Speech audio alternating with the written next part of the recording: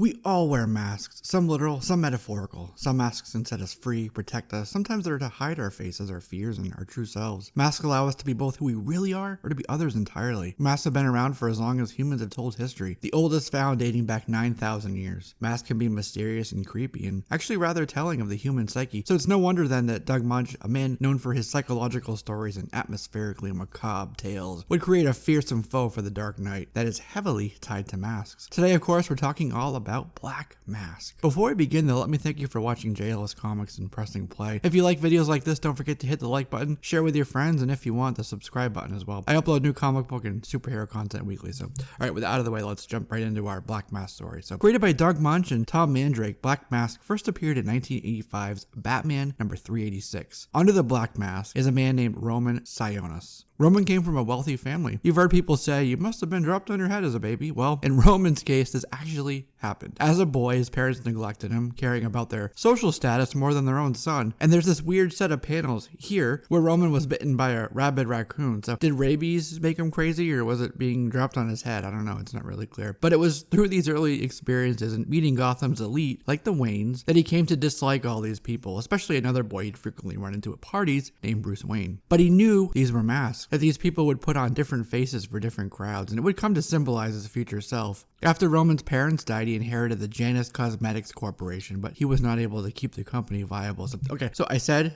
they died, but what happened was he actually killed his parents, his own parents, in a fire after they disapproved of his model girlfriend, Cersei. You know what happened to Janus with Roman at the helm? Well, Roman wanted to make a waterproof face makeup, but it bonded with people's faces and their skin peeled off, leading to a bunch of lawsuits. It ruined Janus Cosmetics, so Wayne Enterprises swooped in and did a corporate takeover with Lucius Fox telling Roman that he must step down. There's the whole allegorical meaning, of course, with cosmetics and masks that shouldn't be lost on readers. But already with a strong dislike for those social circles, Roman developed a hatred for Bruce Wayne, the man responsible for taking away his legacy. It drove him mad to the point where he decided to kill employees of Wayne Enterprises. The mask he began wearing came from the wood of his own father's coffin. Roman led a vicious gang called the False Face Society that aided him with these horrific acts. The Joker, a long time ago, had a gang with the same name. Anyway, Batman stepped in to put a stop to the murders, and Batman found Roman at his old family estate, burning his past, metaphorically killing Roman, his former self. Roman tried to escape, but Batman stopped him with a bat rope that caused him to fall into the fire, scorching his face. The Black Mask now permanently seared into his facial structure. His transformation to the dark side now fully complete. Batman brought him to Arkham Asylum for confinement. His last issue for a while was issue 400, just before Crisis on Infinite Earths, which is an event that would shake the DC Comics universe to its very foundation. Ra's al Ghul freed him, and then that was pretty much it for Mr. Mask for a while. This origin was expanded on more than we saw it in 386 in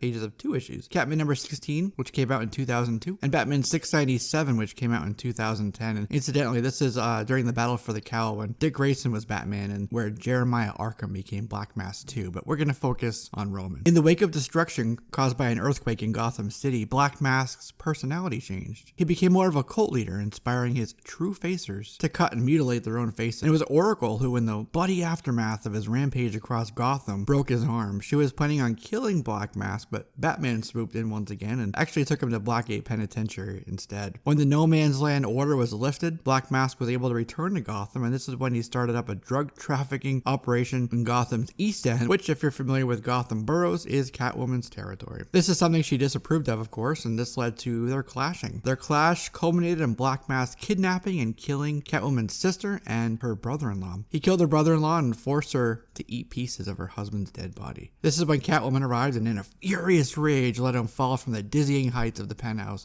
depicted in Catwoman number 16. Thus, Black Mask was presumed dead. So during the War Games event, Spoiler messed up Batman's quote-unquote game plan, and it all went wrong, which resulted in a power vacuum in Gotham's underworld. You see, Batman had a contingency plan for pretty much every situation, so in the event that an uncontrollable outbreak of violence occurred in Gotham, the underworld would be unified under one Matches Malone, who, it turns out, spoiler, is actually an alias for Batman himself. So when the plan goes horribly wrong and multiple bosses are killed, Black Mask was able to use the assumption of his death to swoop in and become the Don, Gotham's one crime lord. He was able to get vital information from Spoiler by torturing her in Robin issue number 130, and then took on the identity of Orpheus, a crime boss he had just killed right in front of Spoiler. Black Mask, as Orpheus, was able to turn all the criminal factions on Batman and the city itself, resulting in the apparent death of Spoiler and Batman 633, and Black Mask's ultimate rise to power. I say apparent because Dr. Thompson actually faked her death to protect her, and if you ever wondered how Stephanie Brown came back to life, well, there you go. As Crime Lord of Gotham, Black Mask came into contact with Batman's entire rogues gallery: Joker, Croc, Hush, Red Hood, Deathstroke, to name a few. So in Catwoman 52, Catwoman shot him in the face and killed Black Mask, finally getting her revenge. In Gotham Underground number 1, this created a power vacuum in Gotham, something that was addressed in Gotham Underground number 1 as dozens of would-be crime bosses vied for power. Then, during Blackest Night, he was brought back to life, but as a Black Lantern. He went after Catwoman almost immediately. Black Mask had been around during both New 52 and DC Rebirth, except in Rebirth, his mask is grayer and metallic, and in New 52, he has some kind of telekinesis or hypnotism abilities associated with the mask. And also, Greg Capullo gave him a sort of gimp mask, and it's best depicted here in Batman 46. Apparently, Capullo was really into the BDSM stylings of Slipknot at the time, hence the design. A constant thorn in Black Mask's side, he came to blows frequently with Red Hood and